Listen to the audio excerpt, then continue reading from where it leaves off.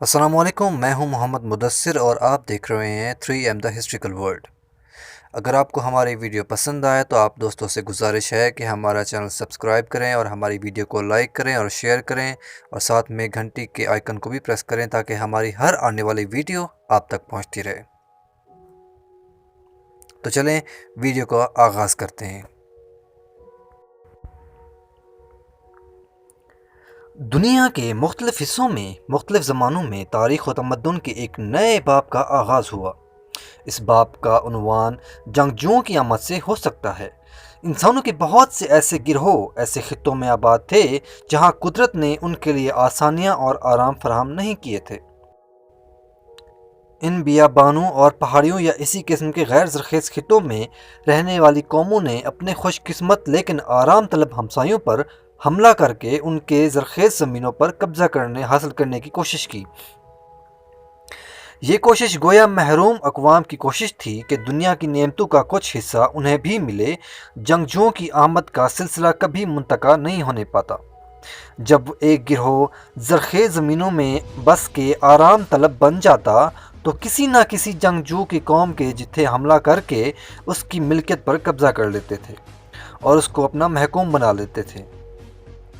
تہذیب و تمدن سے ناآشنا قومیں، تاتاری، مغل، ترک اور اسی طرح کی ہزاروں قومیں بیابانوں سے انہیں متمدن ممالک پر چھا گئیں۔ یہ جنگجو حملہ آور قومیں جو خانہ بدوش تھیں، متمدن اور آباد قوموں کے مقابل وحشی تھیں۔ کبھی کبھی متمدن اقوام کا تمدن ان کے فاتحوں کو اپنے مفتوح بنا لیتا ہے، کبھی کبھی ایسا بھی ہوتا ہے کہ مفتوحین سے صرف کچھ چیزیں سیکھی جاتی ہیں۔ کبھی کبھی یہ فاتح قومیں مفتوحین کو جبراً بطور تلقین اپنا تمدن، بشرط یہ کہ ان کا کوئی تمدن بھی ہو، سکھانے کی کوشش کرتی تھیں۔ جنگ اور فتوحات، قتل و غارت گری کے زمانے میں جہاں تک نسل کا تعلق ہے دگنا عمل ہوتا رہتا۔ ایک طرف تو فاتحین کے لیے ان کی نسل ہی با امتیاز ہوتی اور ان کے مفتوح اور محکوم پست اقوام قرار دیے جاتے، لیکن دوسری طرف اس کے برعکس عمل یہ ہوتا کہ امن کی فقدان اور قتل و غارت گری کے گرم بازاری کے زمانے میں زنا کو بھی فروغ ہوتا۔ اسی طرح فاتح قوم جو شروع میں ممتاز ہوتی بہت جلد مفتوح قوم میں گھلنے ملنے لگتی، اور اس کے بعد جب وہ سرزمین میں آباد ہو جاتی تو مفتوح قوم سے شادی بیاہ کا سلسلہ بھی شروع ہو جاتا اور نسلی امتیاز رفتہ رفتہ محفوظ ہو جاتا۔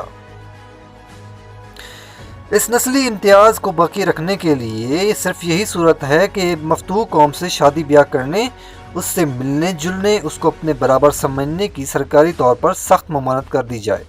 اس قسم کی کوششیں دنیا میں بار بار بھی کی گئیں مگر ان میں کوئی کامیابی حاصل نہ ہو سکی۔ ہم دیکھ آئے ہیں کہ زرخیز سرزمینوں میں رہنے والے انسان جو زراعت اور صنعت میں ممتاز ہونے لگے تھے، اس کے عادی ہو گئے تھے کہ اپنے بادشاہوں کو فوق البشر سمجھیں، انہیں دیوتاؤں کی نسل سے یا ایک طرح کا دیوتا ہی مانیں۔ اس طرح کہ یہ لوگ پہلے ہی سے نسل کی ایک فرضی تصور اور ایک فرضی نسلی امتیاز کے قائل ہو گئے تھے۔ فاتح قوموں نے جب ان زراعت پیشہ لوگوں پر حکومت کی ابتدا اور اپنی برتری جتانا شروع کی تو یہ لوگ ان کو اپنے سے برتر سمجھنے لگے تھے۔ چنانچہ تمدن کے وہ مورخین جو تمدن انسانی کی ایک ہی جڑ قرار دیتے تھے، جو نسلی نفوذ و انتشار کے نظریے کی اہمیت پر زور دیتے تھے اور یہ بھی کہتے تھے بادشاہ کی نسلی برتری اور جنگجو قوموں کے دعوے برتری میں اہم تعلق ہے۔ نہ صرف یہ بلکہ حاکم اور محکوم قوموں کے تعلق کی بنا پر معاشی طبقوں کی بنا بھی پڑتی تھی۔ حاکم اقوام اور ایسے بادشاہ جو دیوتاؤں کی نسل سے کہلائے جاتے تھے اعلیٰ طبقے سے تھے، اور محکوم اقوام اور ایسے بادشاہ جو دیوتاؤں کی نسل سے کہلائے جاتے تھے اعلیٰ طبقے سے تعلق رکھتے تھے۔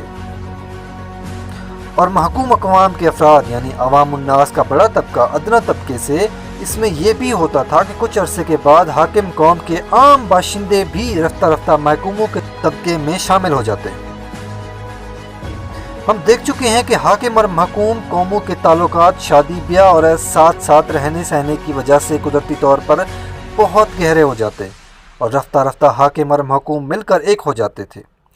یہ طرز عمل دنیا کے تمام حصوں میں ہو رہا ہے اور ازمنہ مقابل تاریخ میں اس قدر نسلی اختلاط ہوا کہ کوئی قوم اپنے آپ کو خالص نہیں کہہ سکتی۔ ہاں، تاریخی زمانے میں چند قومیں اپنی نسل کو خالص رکھنے کی کوشش ضرور کرتے تھے۔ اسی کے ساتھ ہی ہم ویڈیو کا اختتام کرتے ہیں، اور اگر ہمارے دوستوں کو ہماری ویڈیو پسند آئی ہو تو اس ویڈیو کو لائک کریں، شیئر کریں اور ہمارے چینل کو سبسکرائب کریں۔ انشاءاللہ ملتے ہیں اگلی ویڈیو میں، اگلے ایپیسوڈ میں۔ تب تک کے لیے اللہ حافظ۔